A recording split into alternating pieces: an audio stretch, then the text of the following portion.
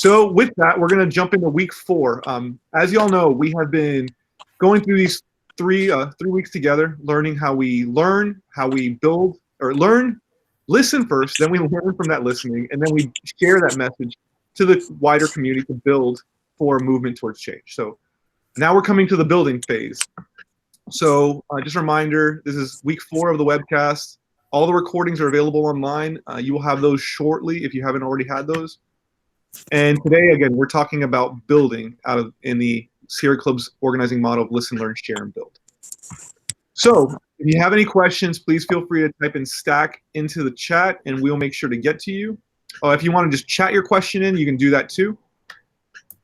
So before we get started, though, so if anybody has a Twitter account, we're going to ask you, this is an interactive piece for everybody. So if you have a Twitter account, open up a new tab. And we're going to ask that you send out these 2 tweets. And what I'm going to do is I'm going to copy and paste these into the chat so that people can have access to them much easier than having to type all that out. So just give me 1 second, folks, while I chat this in.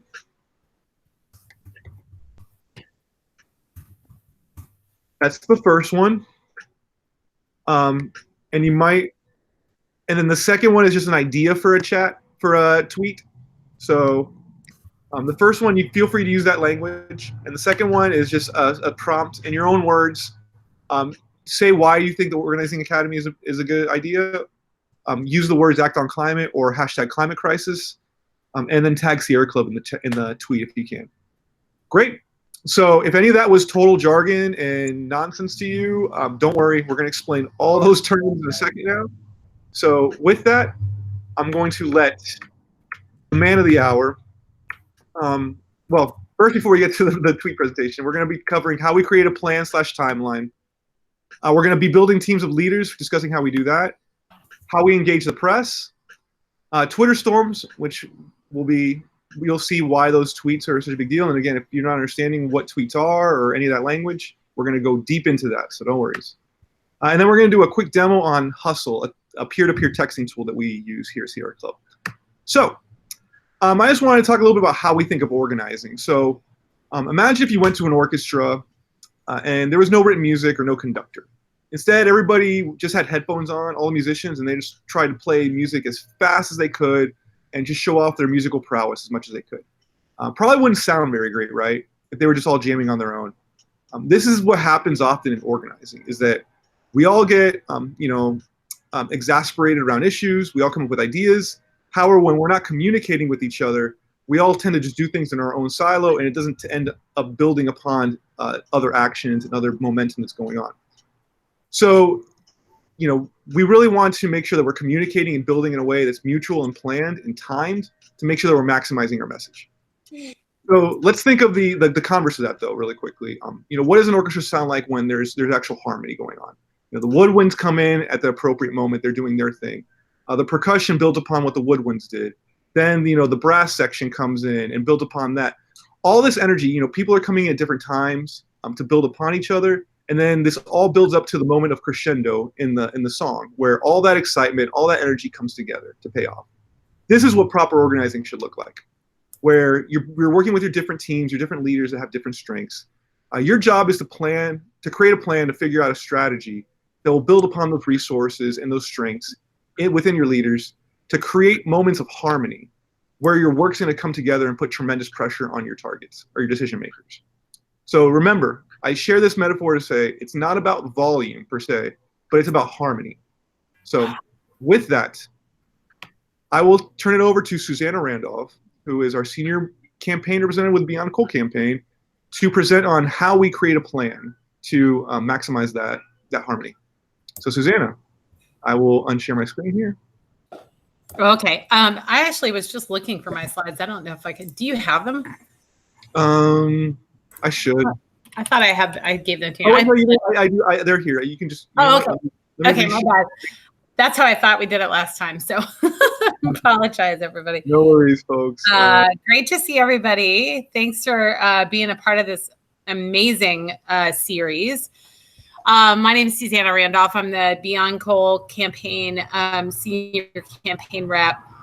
for all of Florida. I'm based in Orlando, but a lot of what I do on an ongoing basis is create a campaign plan for the state of Florida, which involves lots of different utilities. How do we, move municipalities, utilities, that kind of thing. So campaign plans are really, really key to the work I do. And what I found over the years is that a plan is really key to helping make sure that you have a strong sense of where you're going, and that you can convey that to your team, your volunteers, and to your targets as well. So go ahead, Gonzalo. So first is set your goal. It's kind of like, to use the metaphor around the orchestra, like, what kind of, presentation or performance do you want to do? Setting your goal involves your campaign outcome, where you want to end up. What is the thing that you want to accomplish? Part of this also is figuring out like some key benchmarks that lead up to your goal. And that way it's not, the pressure doesn't feel like, oh, let's get, Florida Power and Light to go to clean energy next year. That might be a longer term campaign, but you want to have key benchmarks kind of layered throughout to really build toward your goal. And then there's also goals that you can set that are tactical goals, like, are you doing an online petition? We want to get X number of signatures. Setting those goals and figuring out where you want to end up is going to help you figure out that roadmap to get there. So, and also to be clear in conveying what you're doing to your campaign, the targets, your volunteers, everything. Once you decide like what you want to get achieved, you want to decide when you want to get your goal achieved. So again, there are longer term goals like moving a utility to 100% clean energy, or there might be getting a city to commit to 100% clean energy and getting them to implement that. Decide when you want that goal achieved, when you think that's a realistic time to get your goal achieved, and then you're going to work backwards. So once you decide, okay, we're going to do this by the end of the year, what do you need to happen the week before that, the 2 weeks before that, 3 weeks before that, so that you can kind of set that roadmap. I like to talk about how this is like a road trip. You tell everybody in the car where you're going. Then you want to figure out how you get there, what's your route, and then you want to figure out kind of where in the trip you want to be taking breaks, or you want to be, figuring out, we're going to drive to this point, and then we're going to stay overnight in a hotel or something like that. Those are those kinds of moments where you want to kind of decide how you get to that goal by working backwards. And you want to be ambitious, but you really want to be realistic and really factor into your thinking how realistic is it for you to get that far that quickly, or do you need to kind of space it out over the course of time? Go ahead. And then this will, of course, give you that full picture of your campaign, and that's important. So you want to then, as you kind of set that roadmap, set those benchmarks, figure out the week by week what is happening, then you want to add kind of fixed or external dates to your timeline that will really tell you how that flow could get interrupted. So you want to put down holidays. So for instance, nobody's around Memorial Day weekend or Labor Day weekend. It's Christmas or New Year's or other high holidays that people are going to be out. Those are important to know. Also, key votes or hearings or other things that are external. So like you don't have control over when the legislature meets. You want to make sure you have those 60 days blocked, that there's going to be a lot going on during that time. So having that in there is also going to help you understand how there might be interruptions to your flow. And then also internal team members, like who do you have on board who are helping you, and when they might be out for vacation or out for a family leave or something like that, making sure that it helps to understand the flow of your campaign and also the resource flow as well. And then I think opportunities too. Like if you're working on a campaign for clean energy, is Earth Day in the course of your campaign? If you're doing a labor campaign, is Labor Day somewhere in there that gives you a chance to really highlight and amplify the work that you're doing? That will also give you some good ideas of where those peaks in your campaign might be able to be built. So, and talking about campaign peaks, highlighting your campaign peaks during the course of your campaign plan. So these are going to be identifying periods in the campaign where there's a lot of activity happening, there might be like a need for having all hands on deck. Knowing when those peaks are happening is going to be really key to understanding. And I think the next bullet has something about resources. So internal, external peaks where those things are happening. Like, is there an internal peak might be, we want to do a big petition delivery. So we are peaking the campaign around calling out the mayor or calling out the utility for wanting to do what we ask them to do. Wow. Then external peaks might be, external peaks might be the fact that there's a hearing coming up, or the legislature is convening, or the legislature is ending. Things like that are like external peaks. So, and then as you have that, all those campaign peaks, the week by week, everything mapped kind of through your campaign plan, then you can kind of identify based on those peaks where you need the most resources, where those all hands on deck moments are happening. And then it gives you the opportunity to then identify where you're strong in your resources. So we have a very big volunteer base, but then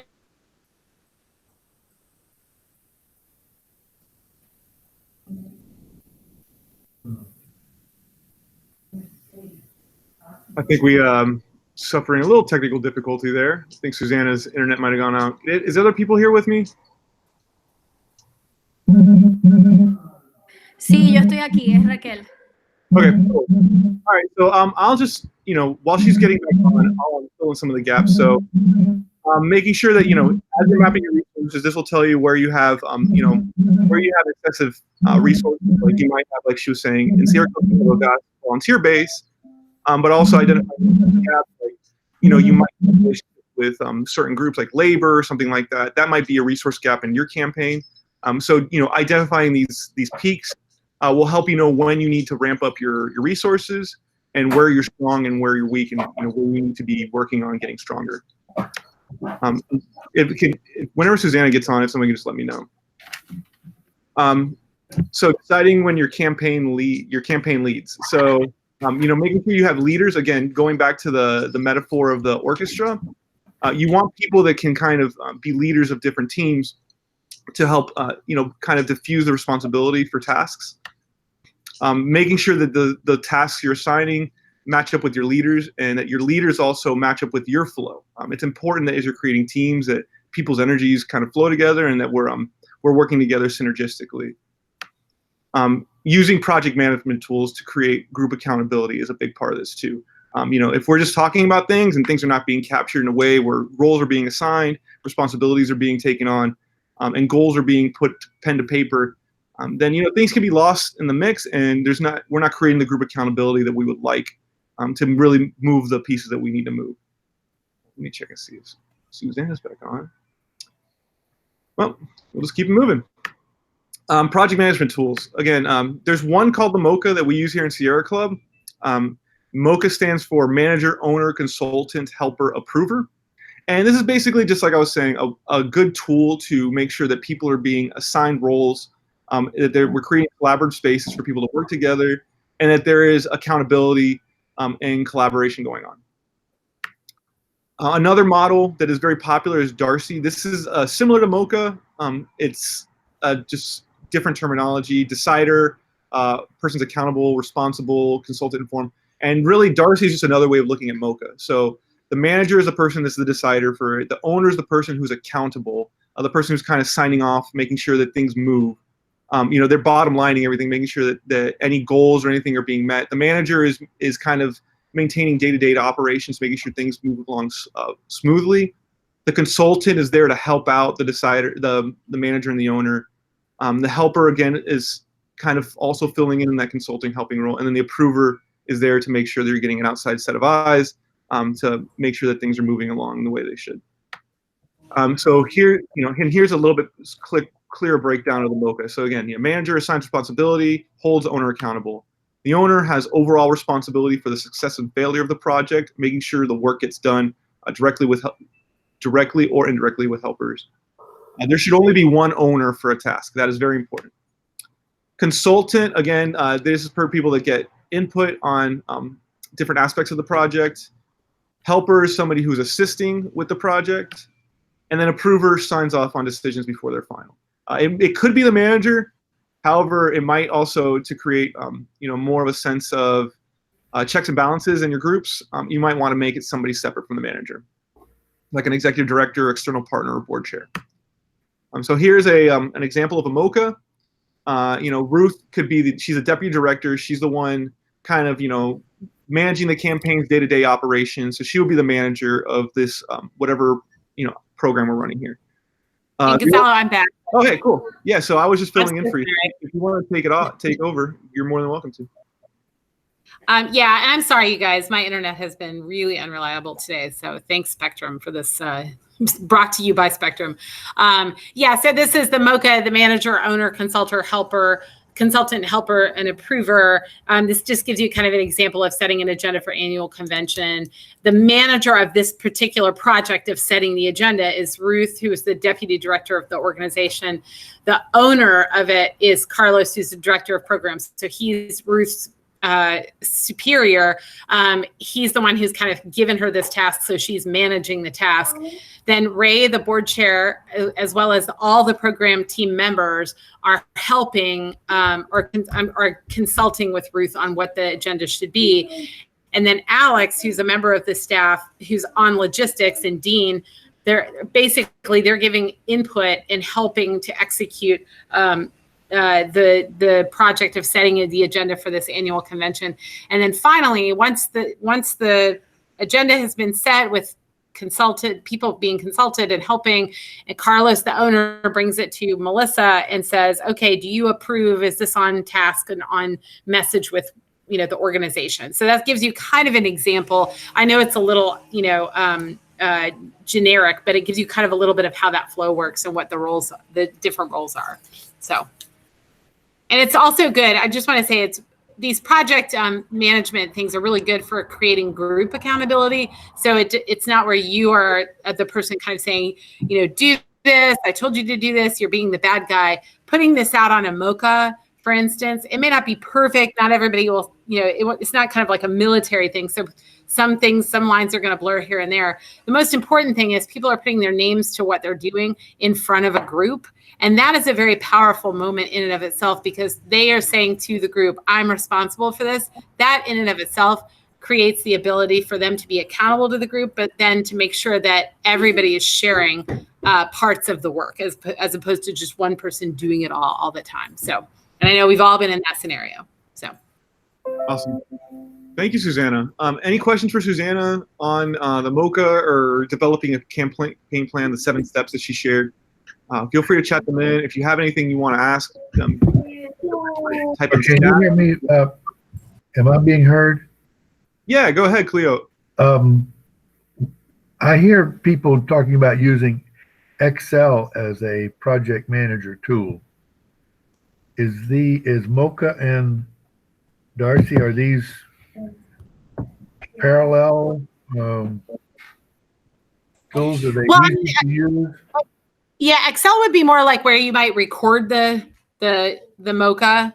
That's kind of more like a program. I think the MOCA is more like a structure to be able to kind of guide people's thinking on who's taking on what role and what that role is specific to the project at hand. So we want to hold let's say a Democratic Party dinner, for instance, like who is the ultimate person in charge of that? Like the approver of everything that's going on there. Well, it would be the Democratic Party chair.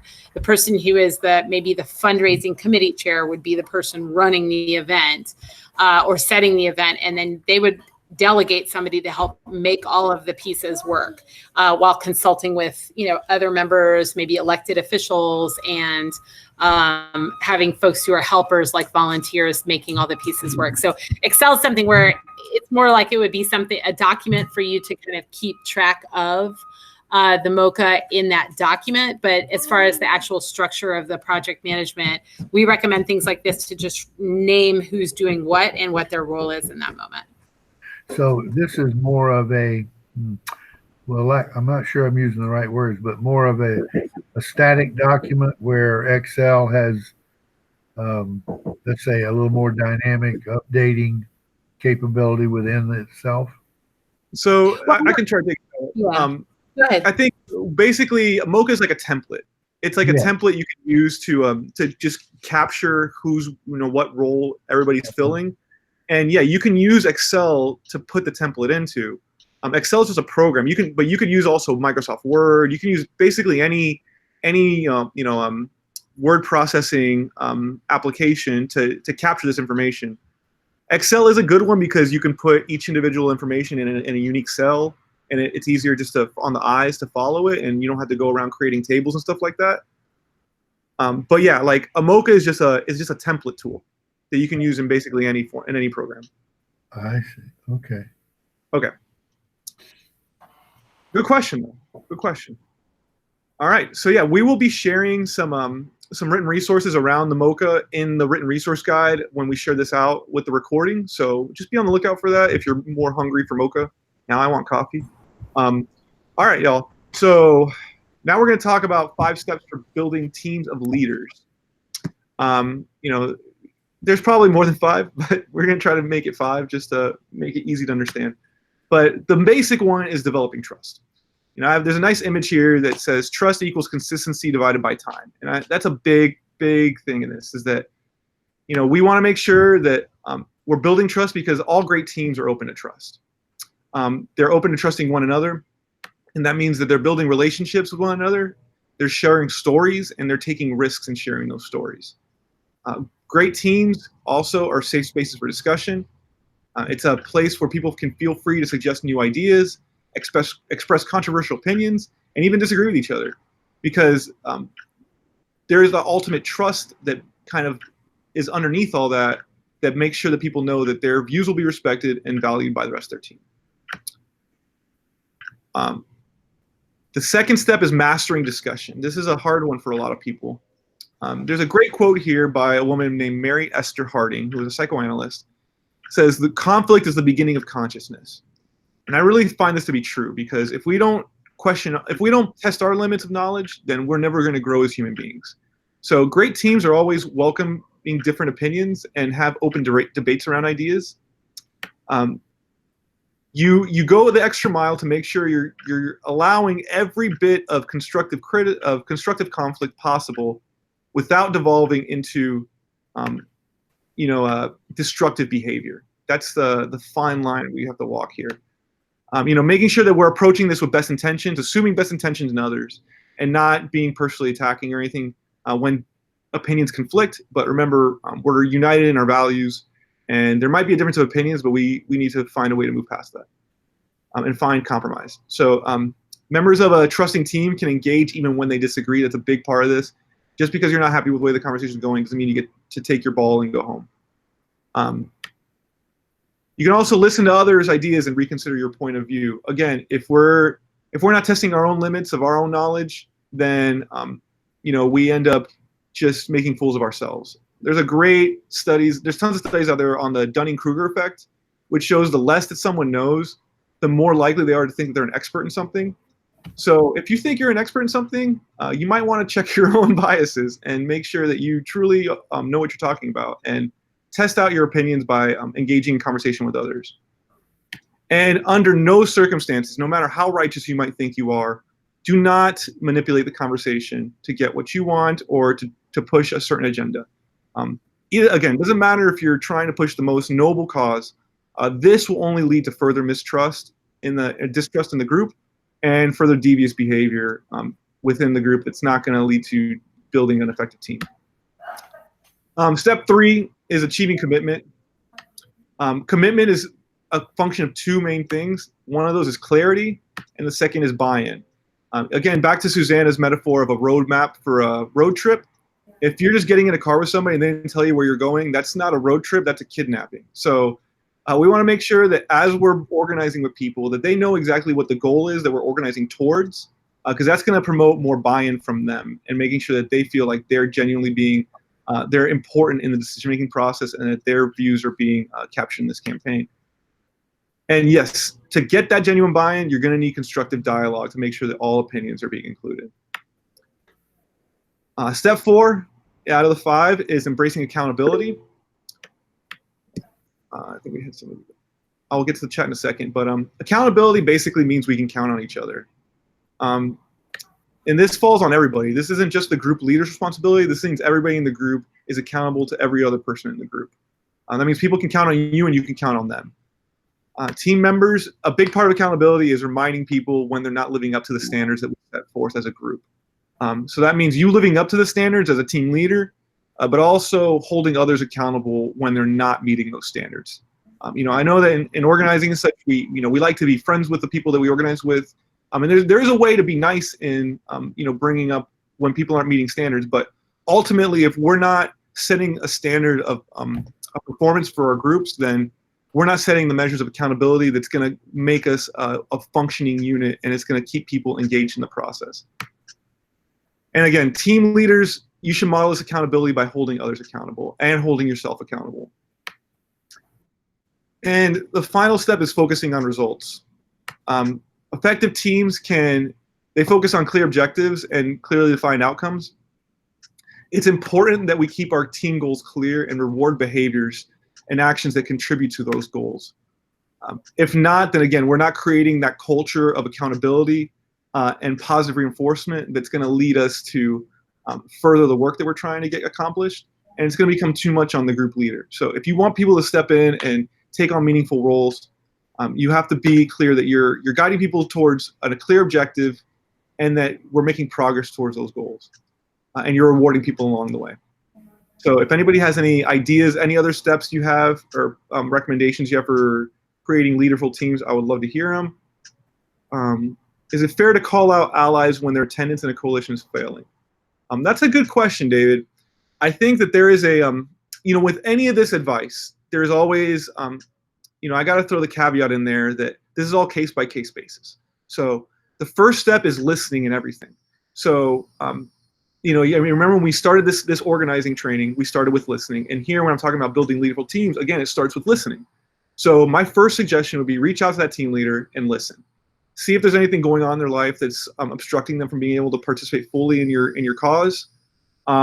Is there any conflict happening between them and maybe the rest of the group? Maybe they're not feeling welcome, or maybe they haven't been included in the process, and that's why they're falling off. So I think starting with listening to gauge where the problem is will be your best bet, and then letting that listening transform your relationship into something that's more trusting will lead you to be able to communicate more clearly about what that person needs in order to fully attend your meetings. If at that point you feel like that they've gotten the message and it's still not becoming clear, I would recommend having other team leaders call on that person and reflect to them again that they are needed and that they've signed on to a commitment to be a part of this goal. That's where the group accountability really comes in, is if you create a culture of accountability, then other people will step in and reinforce that accountability for you. I hope that answers your question, David.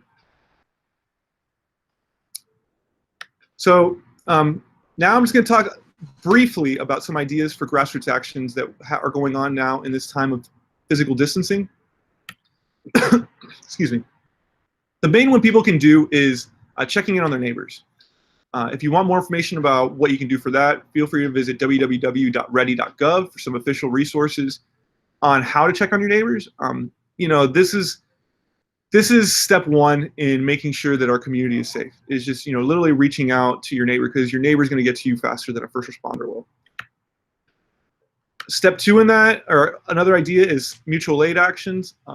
Every study that I've seen related to disaster relief or resilience points to one factor being the number one factor that is tied to people's ability to survive natural disasters or man-made disasters.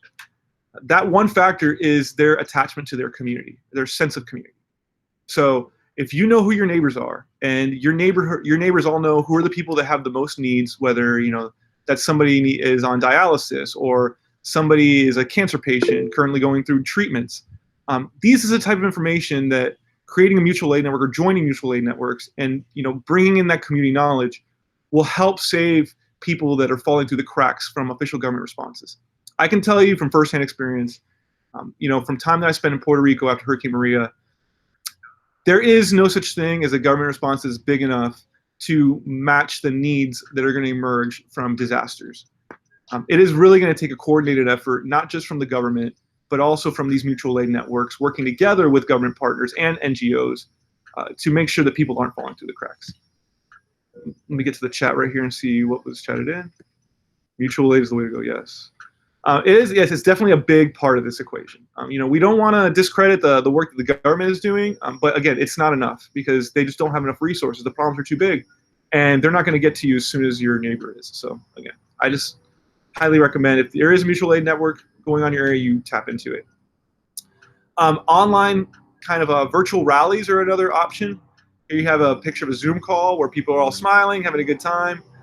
This is something that's been kind of a very popular tactic nowadays. People are very, very active, and now that we're not able to meet in person, this is kind of like the next best thing for people to be able to meet in person. Actions targeting social media or the press, hashtag campaigns are very popular. As we've seen, there is one currently going on around a murder that happened in Georgia. This is, it's a new day in society because collectivism used to be something that didn't have a lot of weight behind it. It was kind of referred to as slacktivism in a lot of circles because it was seen as something that was just make people feel good for their involvement, but didn't really have a lot of impact. That's changed. I can proudly say that social online activism has enormous weight nowadays. We've seen through movements like Black Lives Matter, the hashtag #MeToo movement, you can create conversations online that weren't happening and really call out injustices in society in a massive way. Like I mentioned, there's a massive one going on right now that I don't, if anybody has the exact hashtag, I don't want to mess it up. I think it's Run for Ahmaud, referring to the gentleman who was murdered in Georgia. If anybody has that hashtag, if you could please chat that into the group to make sure that we're seeing that and we're sharing that out, please. So yeah, and if you have any ideas for any actions that you've done online or offline in these last couple of months while we've been under physical distancing guidelines, feel free to chat them in. We'd love to hear them. So with that, I've done a lot of talking. So I'm going to kick it over. Unless there's any questions, I run with Mod. Yes, that. Please share that hashtag. We're in a very important moment right now in history, and we need everybody's focus on that. So Chris Costello is the Sierra Club Senior Organizing Manager. She's going to talk about how we put on a press event. So I'm going to unshare my screen. So Justice for Ahmaud is the yeah, give me a second, and I will be up. Give me a second. Where are you? No worries. Okay, here we go. Here we go. So yeah, if anybody has any other ideas of things that are going on, feel free to chat them in. And Chris has got her presentation up, so I'll let you take it away.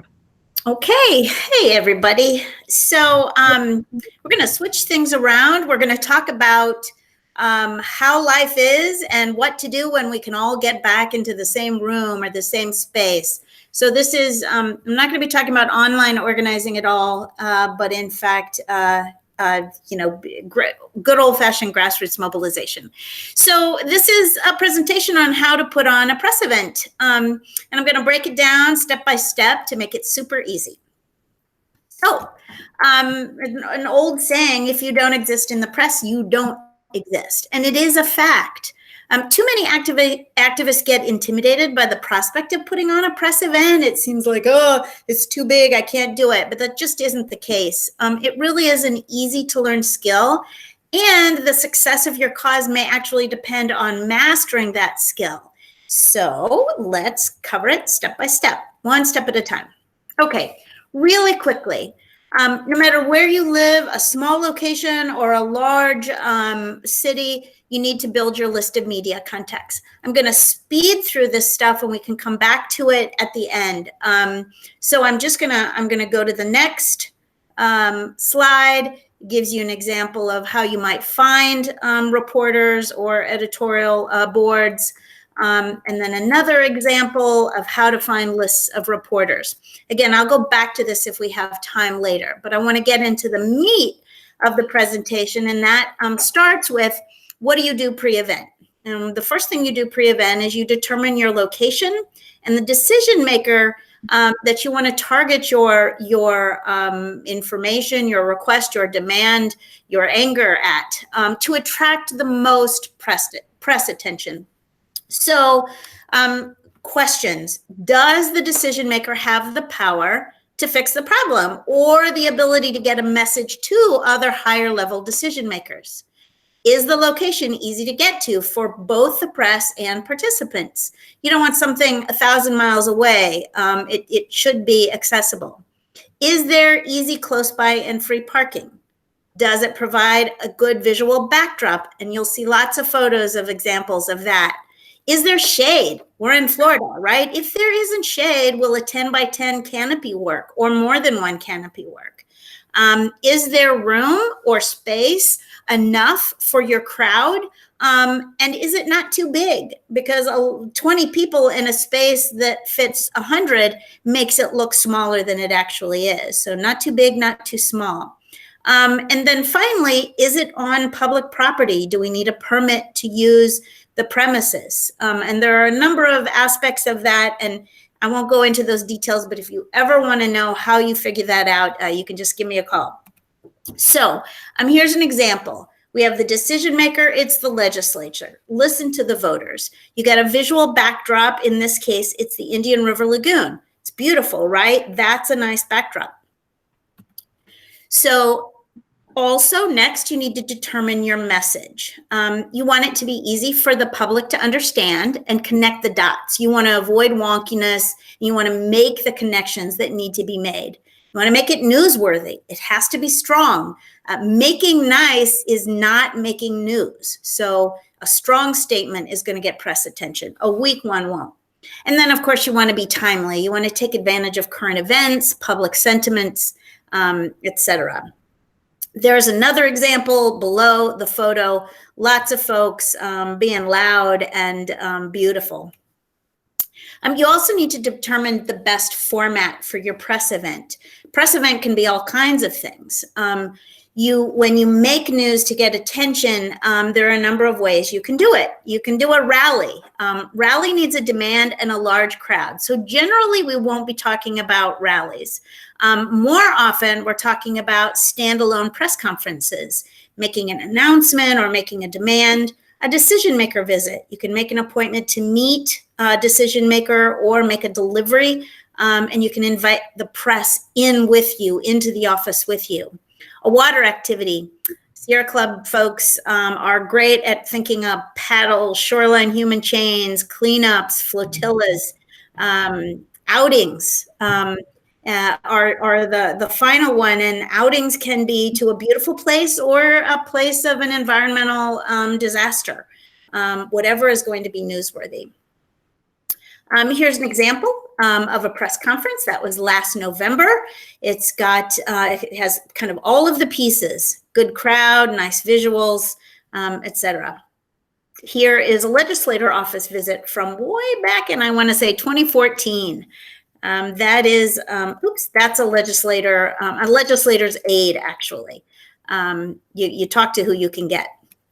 A beach walk or a protest. A flotilla. There were more kayaks here, but I just love this photo. So a flotilla is a great way to get kayakers out. So the next thing is you want to choose a start time and a day that best suits your participants and the decision maker and the press. So generally 10 to 11:30 a.m. on Tuesday, Wednesday, and Thursday is best for the press. You can try to get 12 p.m. live TV coverage. So if you start at 11 and then are done by 12, you can get great coverage. You want to coordinate the time slot with respect to other events that day. So let's say if you know that there's a Board of County Commissioner meeting that day at 2 p.m. or 9 a.m., you want to do something you want to do what you can to avoid that. Evening coverage is harder to get than daytime coverage. Weekend coverage is much harder to get, and holiday coverage is even that much harder. It's way harder. So those are things to remember. So next you want to determine and prepare for your setup. What about sound? Do you need a sound system? Do you need a megaphone? Is there traffic, train, or airport noise? You want to remember that if you're going to be on a street corner, there's going to be traffic noise. So you have to figure that out. And then do you need a podium or a lectern? In this photo, we have, there are a number of places around the state where you can rent a lectern that has a really powerful battery and audio system sound system within it. And that's a picture of that. But you don't always need a lectern. In this press event in Jacksonville years ago, they didn't have a lectern and they did fine. You see the reporters there holding the microphones out. So you don't need a lectern. So then who will speak? You need to identify and confirm the MC or the key spokesperson. You want to find a volunteer to act as a media liaison, someone to greet reporters, provide materials, and connect the reporters to, or the cameramen or photographers to the spokespeople. You want to identify and invite and confirm speakers who can succinctly tell a compelling story. Succinctly is the magic word there. Long-winded folks generally are not the best, and people cannot be long-winded sometimes and not the others. But the number of speakers depends on the form of press event, but fewer is better. And my other golden rule, no one speaks for more than 5 minutes ever. It doesn't matter what format you have. After 5 minutes, the most eloquent, beautiful speaker starts to make people's eyes glaze over. So no more than 5 minutes. 3 minutes is plenty of time. And then lastly, designate a photographer to take photos of the entire event. That way, even if press is a no-show, you will have photos for the press release and social media. So next, if possible, get an elected or well-known leader to join the event. They can help attract press attention. This is another example. Actually, this was in Martin County. That's Commissioner Sarah Hurd. She's still a county commissioner. This is in Lee County in Fort Myers, and that's Ray Judah, who is no longer a county commissioner. But in both cases, you see that, that we're taking advantage of the bigwigs. So next, you want to recruit participants through social media, phone banking, and email. If you cannot get at least 20 participants there, then you should rethink your plans. You need a big crowd. A small crowd is not good for the press. It's not good for the outlook or the reputation of your cause. And remember, if you add a social component before or after the event, you can increase turnout. That might be, let's meet for coffee before the event and make signs, or after the event, we'll all go to lunch and talk about what a great event it was. Something social can really increase participation. Visuals. You might have noticed in all of the previous photos that there are great visuals. Visuals are a must-have. There are all kinds of visuals, handmade or ready-made posters that you hold by hand. Generally, you should avoid things on sticks because some police don't like those. But so if it's held in your hand, that's best. Props, those can be poster-sized photos, maps, costumes, cute kids, dogs. Use humor when possible, like get the muck out of here is a good example, or the Florida politician costume and the costumes. Costumes are fantastic for getting press coverage, and you can let the press know that you're going to have costumes beforehand. Photographers and the press just love somebody in a costume. Here's a good example. This is outside of the South Florida Water Management District Governing Board meeting. You have costumes, you have big photos, you have maps, you have handheld homemade signs, you have ready-made signs, a big mix. This is the humor in this one is on the lectern, the sign has a Band-Aid on it and it says not enough. That's just injecting a little humor where you can. And here's one of my favorite photos. This is from Brevard County years ago in 2015, actually. This is a great looking crowd, and we did get good press at this event. This is the sad one, but a good one. This is actually where we, sorry about that, where we had photos of all of the dead manatees from 2013 that were killed in the Indian River Lagoon. It was a powerful message and made for a fairly easy to put together visual. You'll note the canopy, and that wasn't for the sun that day, that was for the rain. So you want to draft and send a press advisory to your press contacts via email. You want to send it 3, even 5 days in advance if you have that much time, and then the day before and the early morning of the event day. Call to make sure they get it each time. Never put too much info in an advisory. If you put too much, they won't want to come to the event. Press advisories and press releases are very different things, and an advisory is just the basics. You want to include who, what, where, and when, so they are enticed, the press is enticed, but are left wondering what is coming. The exception to the be vague rule is when you have a big name speaker that will draw the press. And always include in the advisory that there will be visuals, as I said. Tell them there will be posters or costumes, etc. That will entice attendance. So the advisory is to get the press to attend the event, not to give them the story. That is really important to remember. The press release should be prepared in advance so that you can gather quotes beforehand. You'll be scrambling right after if you don't do some prep work. You should be more detailed in the release and include who, what, where, and when, and you should add the why and the how-to. Aim to keep the release no longer than a page and a half. Put the most important information at the top and use concrete language and explain how your activities or your cause will benefit real people in the real world.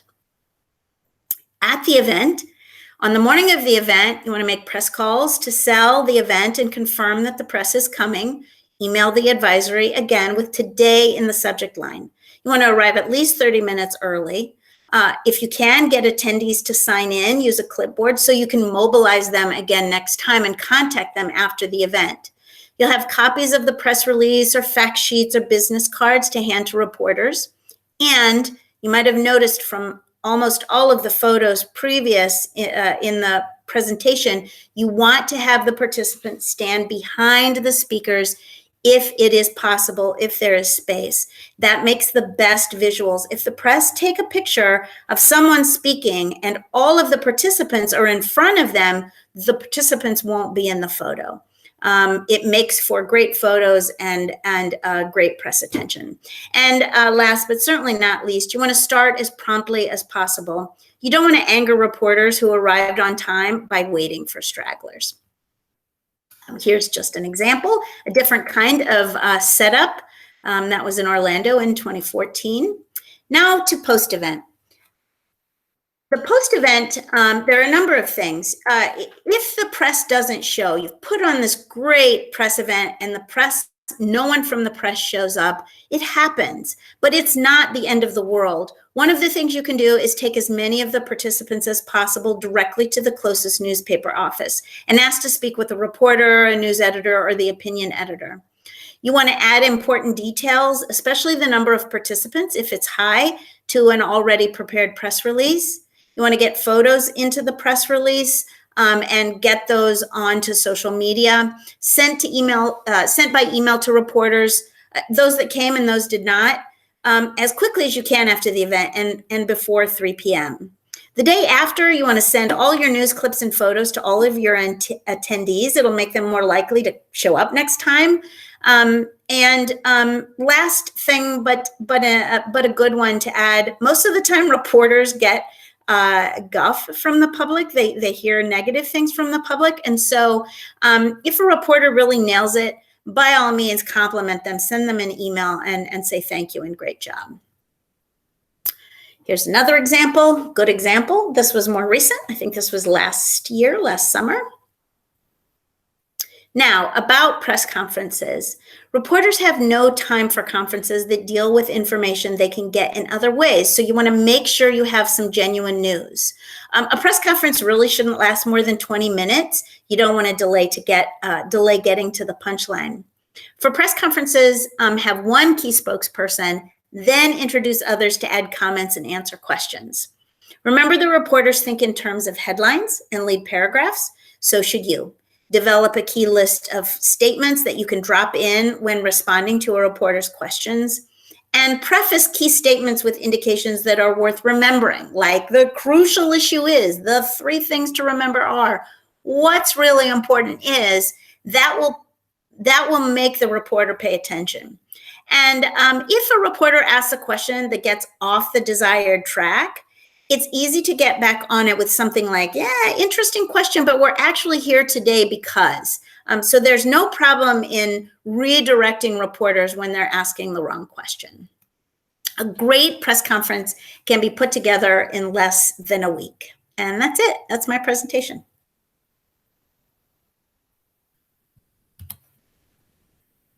Great job, Chris. Thank you. So if anybody has any questions or comments, feel free. We have some time here. Take a deep breath. I know that was a lot of information. We're hitting the final stretch, though, of the 4 weeks. So, yeah, this is where it all comes together. You know, press conferences are huge in creating that momentum and creating the pressure on your decision makers. So, you know, there's a lot of great tips in there. You know, feel free to revisit the recording to, you know, if you ever need it. You know, like I said, we're going to be sharing this out. So, you know, in a month or two, you might want to do a press conference. You can feel free to revisit this recording and go through the checklist, like as if you had Chris right there with you helping you. So, and let me just add too, Gonzalo, to everyone, is that there are staff people all over the state that are accustomed to doing these things, and we all would be glad to give advice, give tips, help out in any way we can, because sometimes you just need somebody to say, yeah, that's the way to do it. So, right. So we're at hand. Perfect. Couldn't have said it better. All right, cool. If you want to just unshare your screen, we're going to move it right along. I think we had a chat in, though. Let's see. Karen would like you to know that she thinks that was a super presentation. Thank you. So next up, so we've discussed, you know, how we engage the press into building momentum. Another big piece of this is social media aspect. As we've seen nowadays, social media can carry more weight than mainstream media. So if you're going to be an effective organizer, an effective campaign strategist, this is a piece that you cannot ignore. So we have a great expert, though, on hand to share with you all some best tips and practices around Twitter. So Doug Jackson, if you wouldn't mind just sharing your screen and have at it. Sure. Hey, everyone. All right.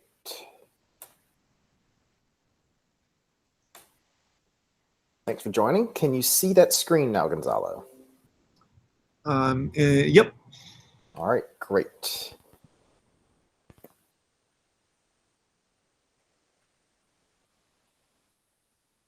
All right, so as Gonzalo mentioned, what I'm going to be presenting on today is Twitter Storms. And earlier, he so graciously got set up in getting y'all to tweet out, those of you who have Twitter. So I appreciate you doing that. So what is the purpose of today's presentation? Well, we want to show you how to maximize the efficacy of your Twitter outreach. You're doing so much great organizing, so much work on the ground. Let's make sure that's an effective strategy online as well.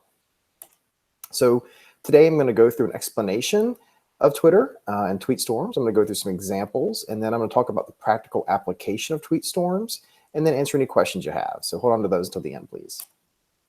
Okay, so first of all, what is Twitter and why is it useful? So Twitter's just a social media network. One of the reasons why it's useful is it helps influence the influencers. You might, for example, see what people are talking about at 7 a.m. on Twitter, and that affects what people are talking about at 9 a.m. on Twitter. And what people talk about at 9 a.m. on Twitter influences what gets posted to online news services at about 2 p.m. or noon. And then that ends up being what influences what people talk about in the 6 p.m. news. And then that, of course, appears in the next morning's paper. And then that influences the discussion that's had at 7 a.m. Twitter. And the cycle starts all over again. Another great reason for using Twitter is that it influences your audience. So that could be, people who already follow you. It could be Sierra Club activists or people who think climate change is an important topic to fight. So it also allows you to follow breaking news and developing situations. So some examples of this are bad weather, like hurricanes or things of that nature. It can help you stay up to date on COVID stay-at-home orders, things of like that. Or think about debates. You know how they have a spin room after debates when they want to talk about how well their candidate did? Well, think of Twitter as an online spin room where you can actually spin the news in real time, and you can influence people's perceptions of your candidate's debate performance in real time. You follow some of the presidential campaigns, advisors, and press people on Twitter, and you sort of see them doing that. So here's some important Twitter terminology for you to know. First of all, a handle. Well, a handle is just the name that you choose to go by on Twitter. Your bio is where you put some information about yourself. You can be rather forthcoming, or you can be kind of secretive or leave it blank if you want, or just be kind of funny. But most of the time, I find it's helpful to put some stuff in your bio that helps people understand what you talk about on Twitter so they can decide whether or not they want to follow you. Follow or follower. So when you follow someone on Twitter, that just means that you are signing up to get all the information that they put out. So when somebody tweets out, it's going to appear in your feed if you follow them. And likewise, if you have a follower, that means that anything you tweet is something that that's going to pop up in their feed. But remember, just because you're not following someone doesn't mean you can't see their tweets if they're public. And just because someone doesn't follow you doesn't mean that they can't see your tweets if they go and find them. A tag or an @. So like I said earlier, you have a handle. And so mine is @easy_tiger. And so yours might be @Gonzalo or @Kristen or Christopher, whatever. So if someone wants to tag you, they would put the @ symbol in their tweet and then put your handle after it. And that's going to notify you that you're being talked about or someone mentioned you. And so that's called tagging someone or adding them because they use the @ symbol. A hashtag is a way of categorizing information on Twitter. So you put a hashtag in front of something like Gonzalo mentioned earlier, like hashtag Black Lives Matter. You might do hashtag climate change or hashtag climate crisis. And that basically sorts your tweet into the climate change or climate crisis category. Think of it almost like a Dewey Decimal System for tweets. People who are interested in that subject can go online and go to Twitter and search the hashtag for that topic and find tweets about it if they have been tagged with that hashtag. Trending means that a lot of people are talking about a certain subject all at once on Twitter. So it might be a basketball game, for example. If a basketball game is going really exciting and a lot of people start talking about it, then that basketball game will start trending. Like the Miami Heat game might be trending. Or if there's a hurricane coming and a lot of people are tweeting about the hurricane, then that hurricane would be a subject that is trending. Reach just refers to how many people can see your tweet or will see your tweet or have seen your tweet. So if you have a large reach, it means a lot more people are seeing your tweet. So if you look at this screenshot of the Sierra Club's bio, you see there on the side, that's their handle, @Sierra Club. And then over there to the right where it says follow or following, that's the button you click to follow someone or to unfollow them if you're already following them. And so as you can see, I am following the Sierra Club. Then down at the bottom where it says followers, that just sort of shows you how many followers they have and who some of their followers are. So here it says Marianne Hitt is one and an account called No MVP. All follow the Sierra Club. So some more terminology for you. There are different types of tweets and different types of engagement. So a tweet is just a short 280 character or less statement you put out. It could just be, hey, how's it going? Or it could be something deep and profound. It's just some information that you put out into your timeline so that your followers can see it. A retweet is when you find someone else's tweet and you retweet it so that your followers can see it. A quote tweet is when you take someone else's tweet and you tweet it out for your followers to see it, but you add some commentary or other information, your own thoughts to it before you tweet it out. A reply is when you tweet back at someone. So someone tweets and you reply to it with your own thought or your own encouragement or whatever it is you want to say about it, and it goes directly to them and appears as linked to their tweet. A direct message is almost like sending text messages between Twitter accounts. So it's something that only the person who runs that account can see. It'll appear in a separate inbox rather than being tweeted out for everyone to see. And a like is when you just find someone's tweet and you click the heart icon to like it. That can be used to indicate that you actually like the content or just to acknowledge that you saw it. So here's a good example of a tweet. Let's look at all the different things about it. So if you look at the top, the tweet came from the Everglades National Park Service Twitter account. But then you see at the top where Sierra Club has retweeted it. So now all the Sierra Club's followers can also see this tweet from Everglades National Park. And then down at the bottom, you see that little comment box. That's where you would reply to it. They have one reply. There's the retweet icon. You click to retweet things, and that's been retweeted 70 times. And it's been liked 334 times. And then if you want to share it by another method, you would click that icon right there, just where the share just popped up. So here's earlier we're talking about trending. I'm sorry, let me go back. You can see here when I took this screenshot, Monday motivation was trending. May the 4th was trending. And then at the top is where you would go to search for topics or for people that you want to follow. So how does Twitter work? Well, earlier, I said it was a social network. Think of it as microblogging. So you know how blogs used to be very popular and to some extent still are. Twitter was originally considered to be a microblogging service where you would send out very short thoughts and commentary as if it were a tiny little blog. So you can kind of think of it as text messages that you share for the whole world to see in some cases too. Twitter is great because it helps spread information very quickly to a large audience. And Twitter is conversational up to a point. So if I put out a tweet, it's for my followers to see, but I know that it could also be seen by anyone who has access to Twitter.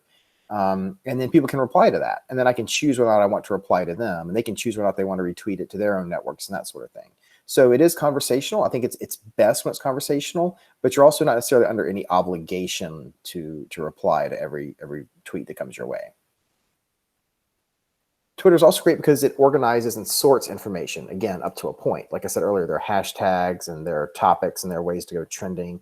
But it's not necessarily rigid. Those sort of thoughts and information just get tweeted out to people's followers, and people can go to your feed and see you talking about a million different things. So it's great for organizing and sorting information into topics, but only up to a certain point because it's not super rigid. So Twitter culture, this is kind of an important little primer on what to expect if you hop into Twitter. First and foremost, Twitter's fast.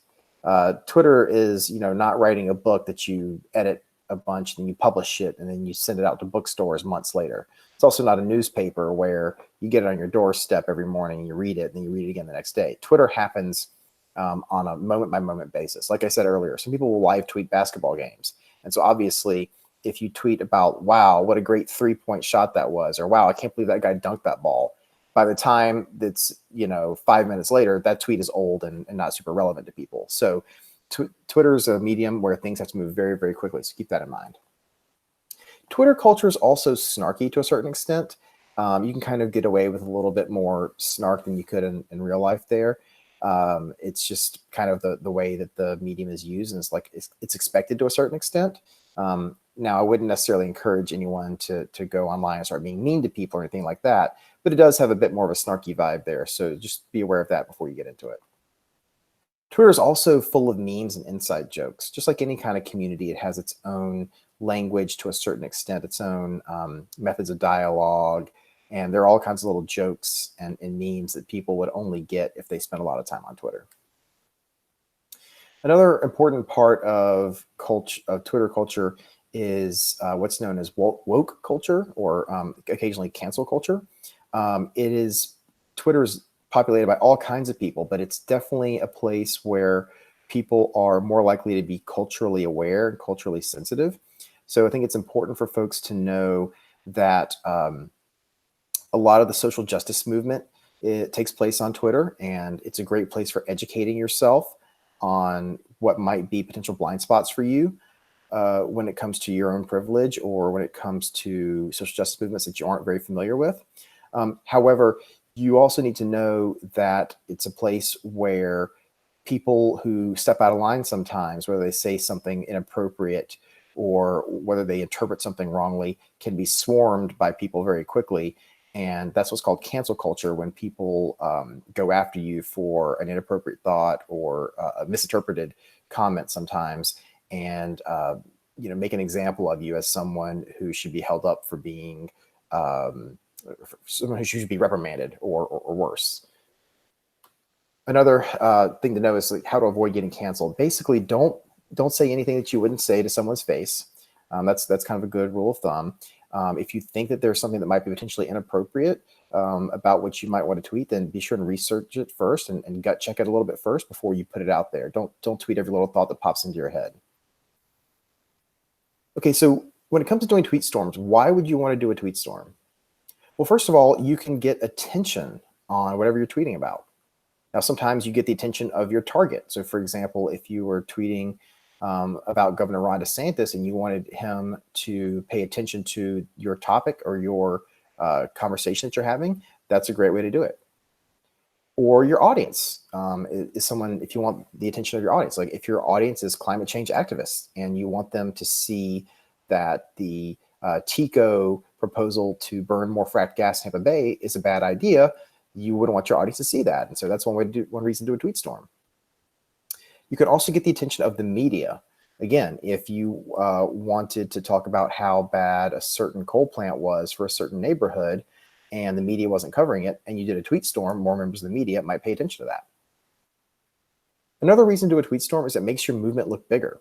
If you have 1,000 people who really, really care about shutting down a coal plant, but they don't do anything to get their message out there, that's not going to look nearly as impressive as 100 people who are tweeting a lot about this bad coal plant. You can also use a tweet storm to drive the conversation or change the conversation. As I mentioned earlier, you have the example of a coal plant. And if people are saying, oh, wow, it's so great that this coal plant's coming, it'll be good for the economy. And you can change the conversation by tweeting about all the bad things that the coal plant would bring. So you might tweet about the smog that it's going to bring. You might tweet about the potential for changing water quality for the worse or things of that nature. And now the conversation is different. It's not about the positives of the coal plant. Now it's about the negatives, for example. You can also achieve concrete action on your ask. If you wanted Ron DeSantis and the Florida Power Plant Siting Board to turn down a power plant's application, then you could tweet at them and say, hey, please turn this down. And if they actually turn it down, then you've achieved concrete action on what you're asking them to do. What are some examples of tweet storms? So Gonzalo mentioned earlier the Black Lives Matter movement. Frequently you'll see that hashtag start trending whenever there is a shooting, for example, or whenever people are trying to call for action on the Black Lives Matter movement. Earlier we saw Earth Day was an example. Around Earth Day, people started tweeting more frequently using that hashtag.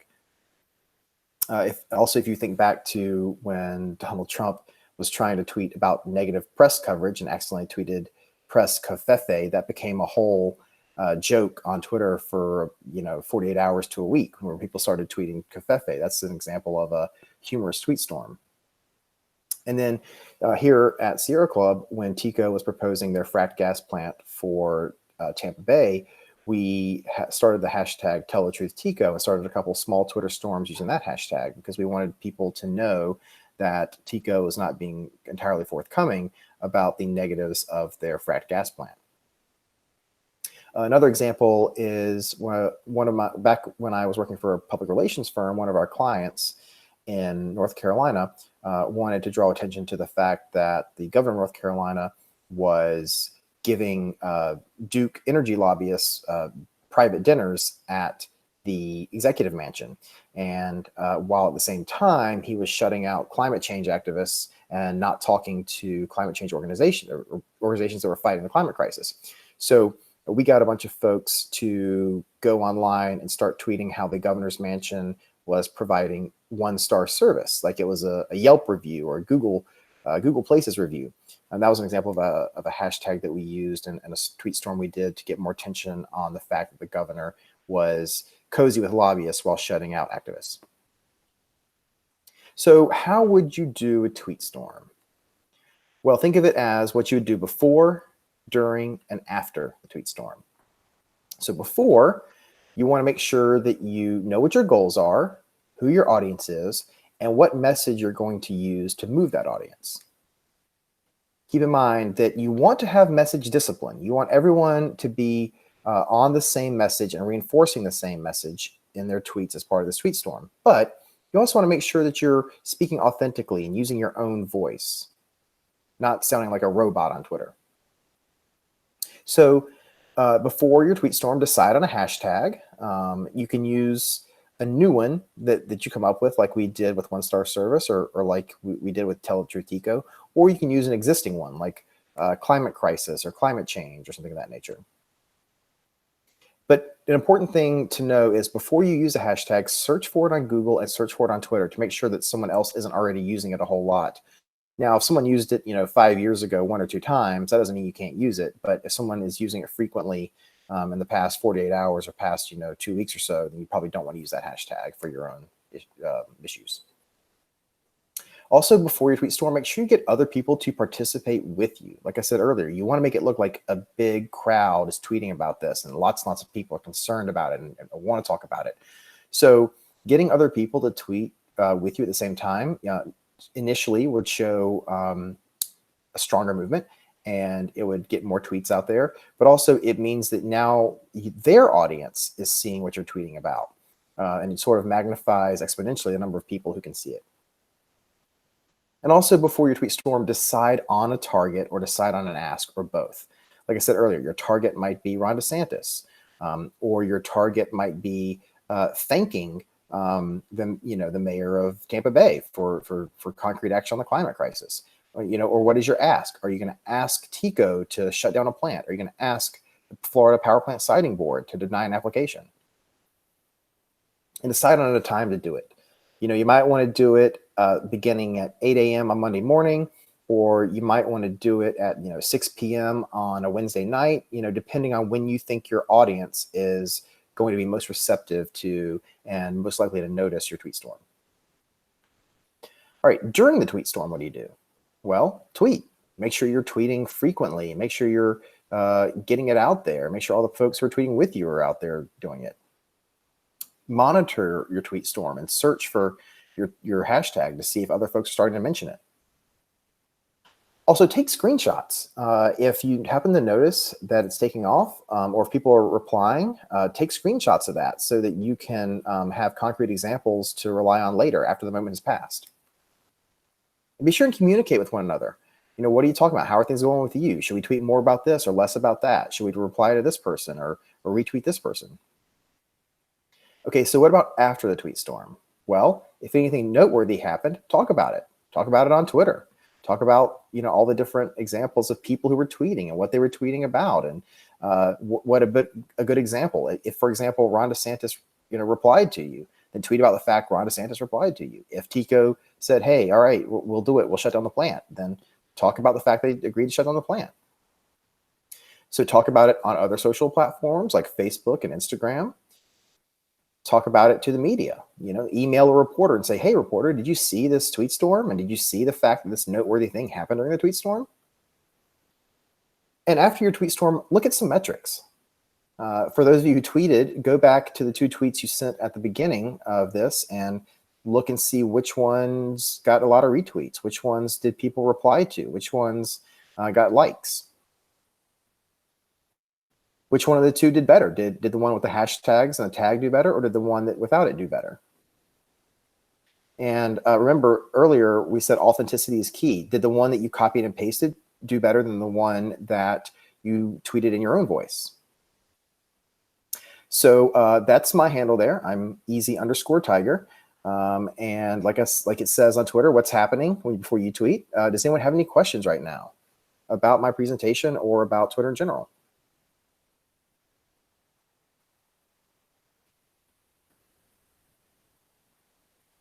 Seeing some thumbs up.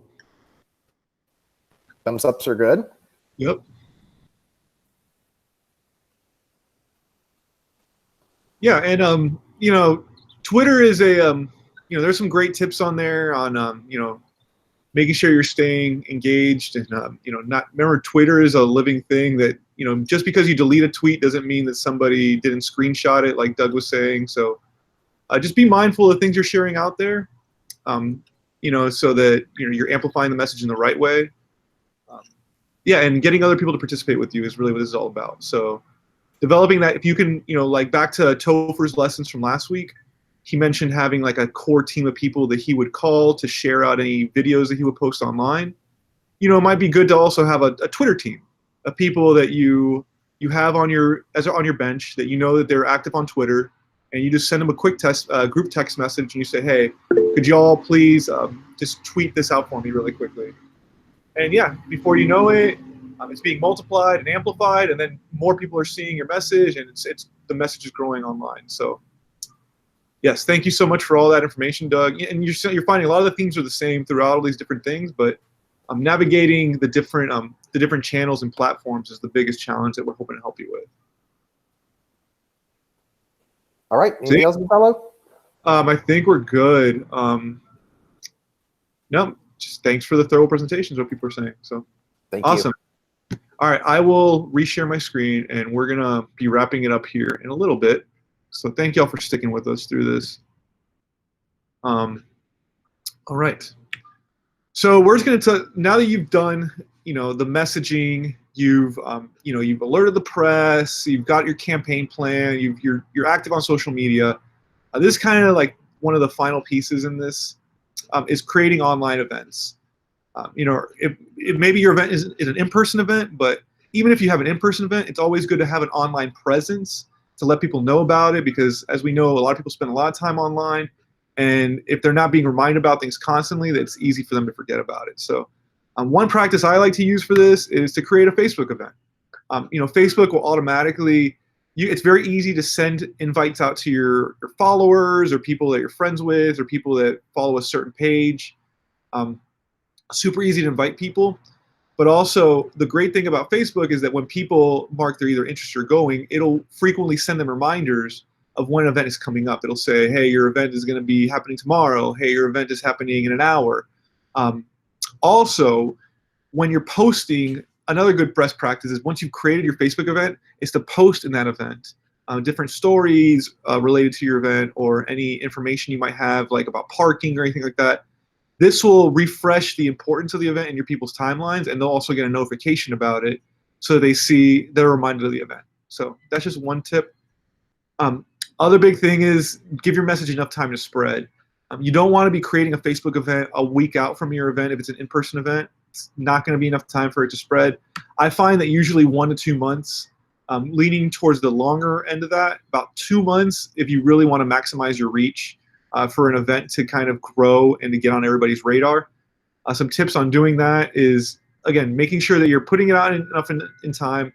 Asking partners, as you can see on this image, we have a lot of coalition partners that we were building this with, asking them to share it out in their networks. So making sure you're creating it with enough lead time to do all that, to get your partners to share it, and so that it grows organically on their networks as well.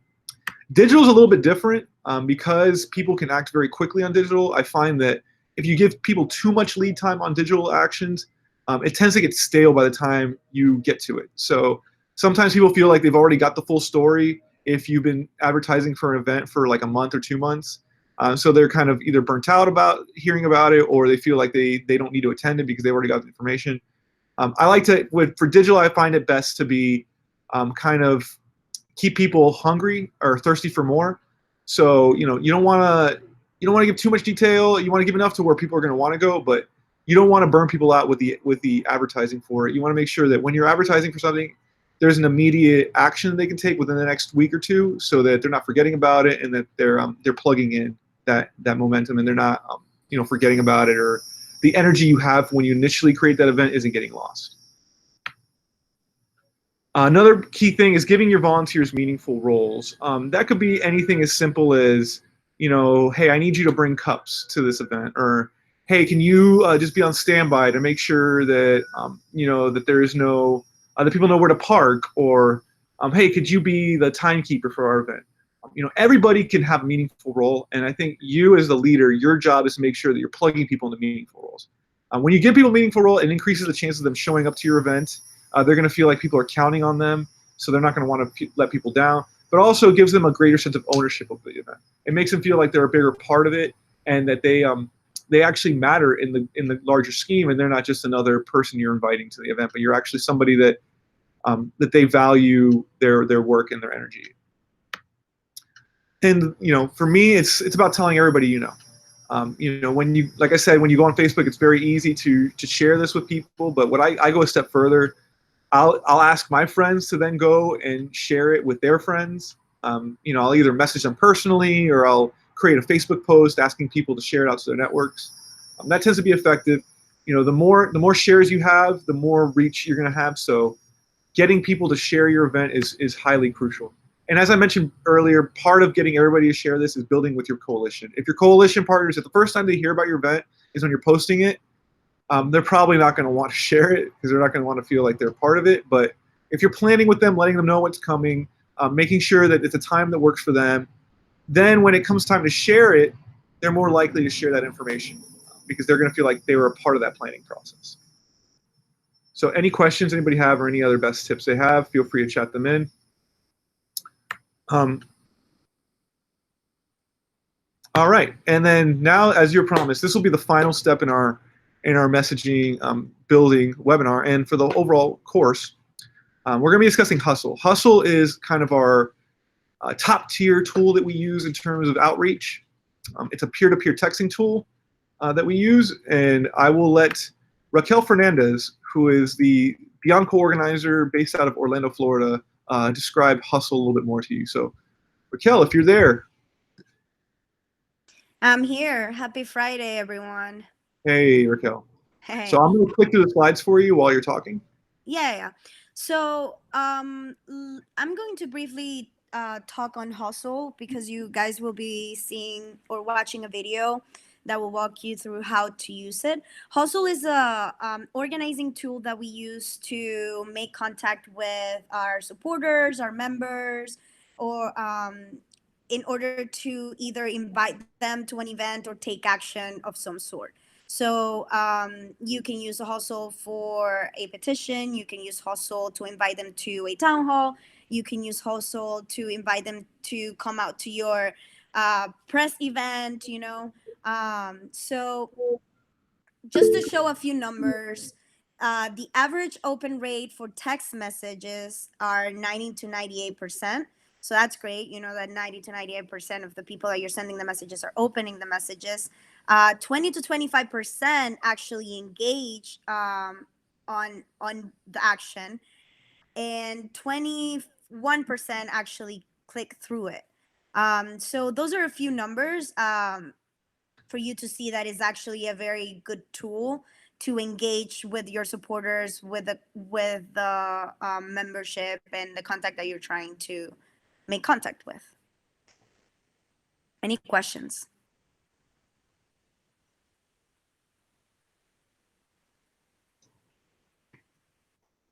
Awesome. So Hustle, it's actually a very speedy tool. So just like phone banking, whenever you go through a list, and I don't know if some of you have ever phone banked for a candidate or for a campaign or a petition before. How many of you have actually phone banked before? So Hustle is just like phone banking, but texting.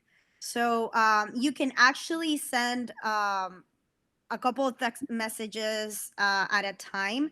So messages sent 5 times faster, and agents can now send like 3,600 messages per hour. So your reach actually increases in a shorter period of time.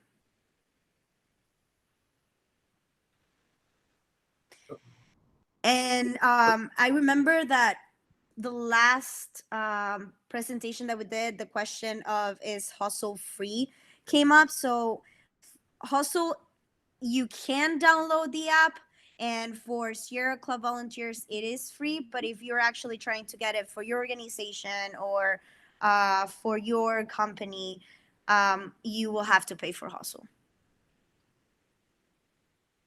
And that's it. Now we can watch the video. Great. Thank you, Raquel. All right. Welcome to our Hustle app training.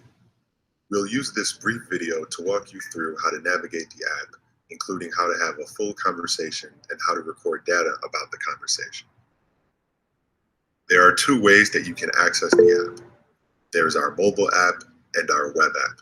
You can download our mobile app using your app store, or you can use our web app from a desktop computer or laptop. You can log into our web app at web.hustle.com. I'm currently in the web app now. And in this example, the admin has set up this messaging workflow in the admin panel, and I can simply select my workflow and begin texting. So your workflow will be available in the app under this to-do section. So I'll select begin sending messages to start texting. Use this page to review the script template, which was created by the admin. So our template for this message says, hey, contact name, this is agent name with time for peace. We have a strategic planning meeting on event date at event time. Can you join us? Now we are at our first contact, Ria. So to send the message to her, I'll select send. And now it's moved me to the next person, Annabelle. And I'll hit send. And I'll just go through this entire first batch of 50 contacts. When going through your workflow, you'll be paused after 50 messages and given the option to respond to any replies you received, or you can continue texting through your list of contacts. We have our first reply from Phyllis. Phyllis says, I'm in, so I'll mark them as a yes, and you should see the script that you'll use for all yes responses pop up. Then I'll hit send, and I can move on to the next person by selecting this arrow. And in the mobile app, you can move on to the next person by swiping left. Let's imagine that this person said no. In that case, I would select no, and then the no script would pop up, and I would select send. So far, we've responded to people who have said yes or no to our ask, but sometimes people will give us a response other than a yes or a no. For example, in this conversation, someone may ask for more information about the meeting that we're inviting them to.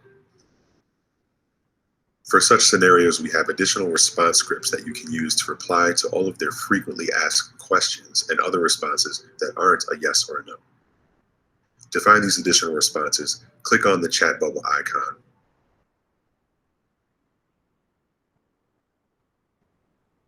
And scroll down. So in this example, I have 2 additional response scripts that I've created in the admin panel for myself as an agent. If you'd like to create and save your own additional response, click on the plus button and type in your response here.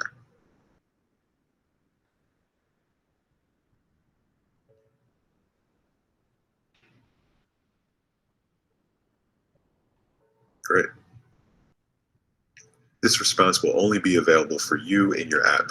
In other words, the other agents will not be able to see this response.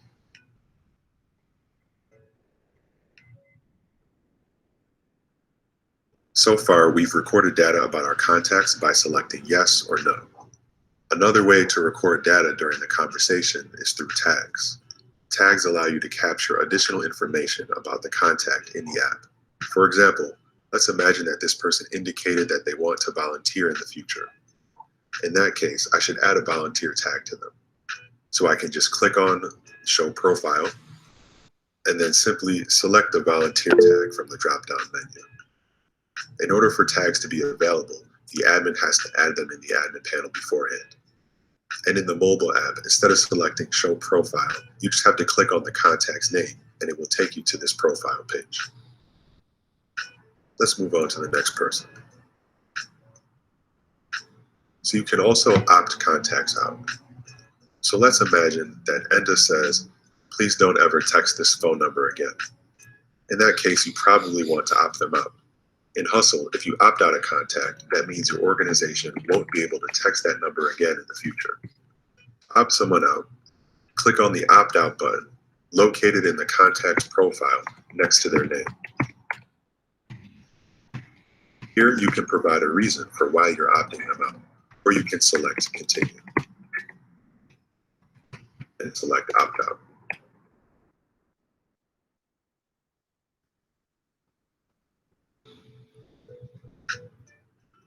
Lastly, if you ever want to locate a specific conversation, you can go to the Conversations tab and search for the conversation by the contact's name, group, or tag. And a blue dot next to their name means that you haven't read their message yet.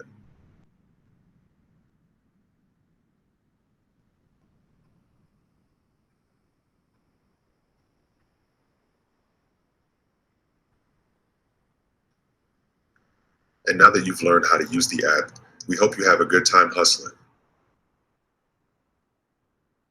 All right, everybody. So that's hustle for you. I agree. Yeah, they could use some help in making more lively videos. Yeah, we couldn't really be texting people though on the live, like on a webinar, because then we'd be broadcasting people's private conversations. So that's the reason we had to use the video demo. So sorry we had to make you suffer through that, but hopefully it was useful. But I have great news for you all. You all have reached the end of the 4 weeks of the Online Organizing Academy. So now I can officially don you all online organizing advocates and trainers and effective leaders. If anybody has any interest in revisiting this information, you're going to get the written resource guide later this week, as well as the recordings. The goal is to turn this into into a website where people can visit it at their own time and then go through the information at their own pace. And then hopefully some of you who've already been through this training can lead others through the training as well. We want to make sure that we're helping you in getting this information in your hands so that you can share it with others. So if anybody has any questions about any of the stuff we've gone through, this course doesn't stop today. This is, y'all were very brave in taking this on, and I have to commend you. And for that, to give you the support that you all need, if at any point over the next year, if y'all would like to discuss this information, feel free to reach out to any of our staff people in the Sierra Club, and we are more than happy to discuss further ways that we can implement some of this knowledge. But I want to hear from y'all. What did y'all, what are the takeaways?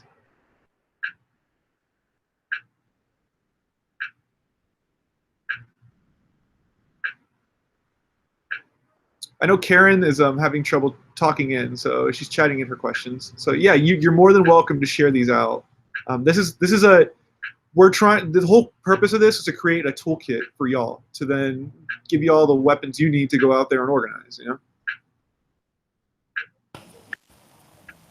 Yeah, I felt like this was a really good opportunity for me, just because I'm not trying to take notes or anything. I'm just listening, and I figure I can go back later, and then as opportunities come up to do things, then this being a website you could go to as a resource. I think this is great. A great use of this time that we have now. So it's kind of a gift of being homebound that we have this opportunity to learn these things and stuff. So that's the way I look at it. Yeah, we've acknowledged, we've had the long look in the mirror that we have a digital skills issue that we have to kind of tackle head on, and this has been our chance to do that. I appreciate that y'all have taken some good information out of this. I'm going to stop the recording here. That doesn't mean that we can't stop talking. I just want to make sure that letting people know for the web recording and the webinars, this will be the end of that.